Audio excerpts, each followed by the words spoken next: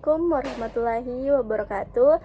Perkenalkan, nama saya Aulia Amirullah dari kelas B Teknologi Pendidikan dengan NIM 250401500023. Pada video pembelajaran ini, kita akan membahas salah satu konsep penting dalam dunia pendidikan, yaitu kurikulum berbasis tujuan. Sebuah pendekatan yang sangat berpengaruh dalam sejarah pengembangan kurikulum modern. Kurikulum berbasis tujuan banyak digunakan karena memberikan arah yang jelas bagi guru dan siswa dalam proses pembelajaran. Nah, baik, tanpa berlama-lama, mari kita mulai pembahasannya. Yang pertama, pengertian. Kurikulum berbasis tujuan adalah model kurikulum yang menempatkan tujuan pembelajaran sebagai pusat dari seluruh proses pendidikan. Artinya, sebelum menentukan materi, metode, strategi, atau teknik evaluasi, pendidik harus merumuskan terlebih dahulu apa yang ingin dicapai oleh siswa. Dalam KBJ, tujuan bukan hanya sebuah kalimat umum, tetapi harus dirumuskan secara spesifik, operasional, dan terukur. Dengan begitu, guru dapat mengetahui apakah siswa benar-benar telah mencapai kompetensi tersebut. Model ini sangat dipengaruhi oleh pemikir pendidikan terkenal Ralph Tyler, sehingga pendekatan ini sering disebut dengan model Tyler dan menjadi dasar banyak kurikulum modern di berbagai negara. Nah, yang kedua, karakteristik utama. Ada 4 karakteristik utama yang menjadi ciri khas kurikulum berbasis tujuan. Yang pertama, tujuan pembelajaran dirumuskan secara jelas dan terukur.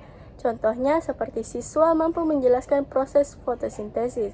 Yang kedua, siswa mampu menulis teks eksplanasi dengan struktur yang benar. Tujuan ini harus dapat diamati dan diukur agar memudahkan guru menilai hasil belajar. Yang kedua, pemilihan materi berdasarkan tujuan. Materi dipilih bukan karena tren, ketertarikan pribadi guru, atau hanya karena mudah diajarkan. Materi ini harus benar-benar mendukung tercapainya tujuan pembelajaran. Yang ketiga, metode pembelajaran disesuaikan dengan tujuan. Jika tujuannya melatih keterampilan praktik, maka metode seperti demonstrasi atau praktik langsung menjadi pilihan. Jika tujuannya pemahaman konsep, metode ceramah, diskusi, atau studi kasus akan lebih cepat. Yang keempat, evaluasi berfokus pada pencapaian tujuan. Instrumen penilaian harus mengukur apakah tujuan sudah tercapai. Jika tujuannya siswa mampu menganalisis, maka tes hafalan tidak relevan. Diperlukan tes analisis atau tugas berbasis kinerja. Keempat karakteristik ini membuat pembelajaran lebih terarah, terukur, dan sistematis.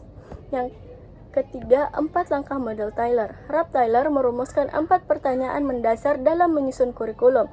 Pertanyaan ini menjadi kerangka kerja yang sangat berpengaruh sampai sekarang. Yang pertama, tujuan apa yang ingin dicapai? Guru harus menentukan tujuan pembelajaran yang sesuai dengan kebutuhan siswa, tuntunan kurikulum, dan perkembangan zaman. Yang kedua, pengalaman belajar apa yang diperlukan untuk mencapai tujuan tersebut. Pengalaman belajar mencakup aktivitas yang memungkinkan siswa membangun pengetahuan dan keterampilan, seperti diskusi, eksperimen, praktik, observasi, dan lain-lain. Yang ketiga, bagaimana pengalaman belajar diorganisasikan.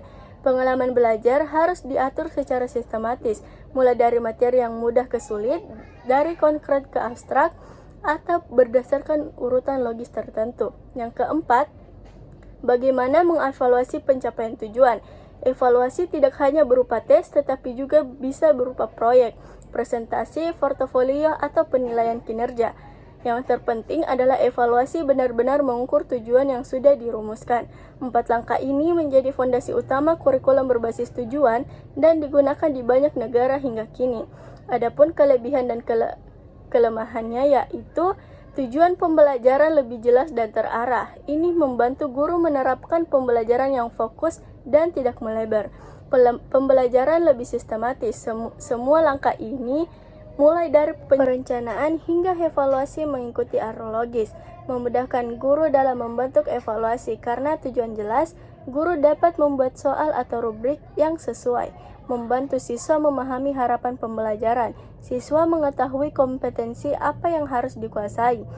Kelemahan kurikulum berbasis tujuan yaitu terlalu fokus pada hasil akhir. Proses belajar terkadang dianggap kurang penting, berpotensi membuat pembelajaran kaku. Guru bisa menjadi terlalu terpaku pada tujuan dan mengurangi kreativitas.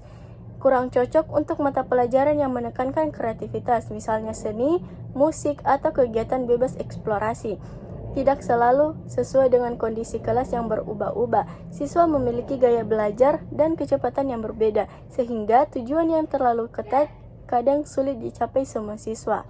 Nah, adapun contoh penerapannya yaitu berikut 2 contoh penerapan kurikulum berbasis tujuan pada mata pelajaran berbeda. Yang pertama, contoh IPA, materi fotosintesis. Tujuannya, siswa mampu menjelaskan proses fotosintesis dan faktor yang memengaruhinya. Yang pertama, pengalaman belajar. Menonton animasi proses fotosintesis, melakukan demonstrasi sederhana menggunakan tanaman, diskusi kelompok tentang peran cahaya dan klorofil. Yang kedua, metode menggunakan kombinasi ceramah singkat, animasi, dan eksperimen sederhana. Yang ketiga, evaluasi. Tes singkat, siswa membuat bagan proses fotosintesis, presentasi kelompok mengenai faktor yang memengaruhi fotosintesis. Yang kedua, contoh bahasa Indonesia atau teks eksplanasi. Tujuannya, siswa mampu menulis teks eksplanasi dengan struktur, pernyataan umum, deretan penjelas, dan interpretasi. Pengalaman belajar, analisis contoh teks, diskusi ciri kebahasaan, praktik menulis untuk topik tertentu. Metodenya analisis teks, diskusi, dan latihan menulis. Evaluasinya penilaian produk teks eksplanasi, rubrik penilaian berdasarkan struktur, isi, dan bahasa, refleksi mandiri siswa mengenai tulisan mereka. Contoh-contoh ini menunjukkan bagaimana tujuan menjadi pusat dari perencanaan pembelajaran. Sebagai kesimpulan, kurikulum berbasis tujuan merupakan model kurikulum yang memiliki struktur sangat jelas dan terarah. Dengan menempatkan tujuan sebagai pusat, proses pembelajaran menjadi lebih mudah direncanakan, diorganisasikan, dan dievaluasi. Meskipun demikian, model ini tetap memiliki kelemahan terutama dalam hal fleksibilitas dan kreativitas pembelajaran. Oleh karena itu, guru perlu menyesuaikannya dengan kebutuhan kelas dan karakteristik siswa. Demikian penjelasan mengenai kurikulum berbasis tujuan. Semoga materi ini dapat membantu Anda dalam mempelajari konsep kurikulum secara lebih mendalam.